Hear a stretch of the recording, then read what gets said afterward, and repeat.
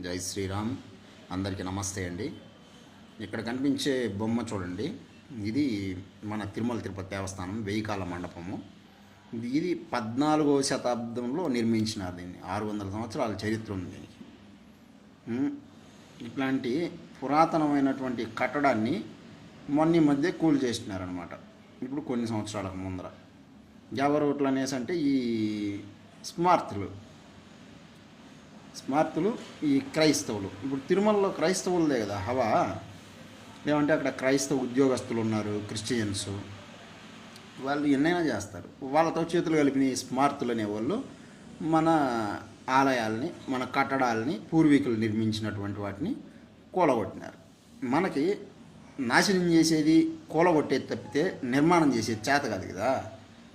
దీన్ని తెలుసుకోవాలి కదా ప్రజలు. తెలుసుకొని తిరిగి దీన్ని నిర్మాణం చేసుకోవాలి కదా.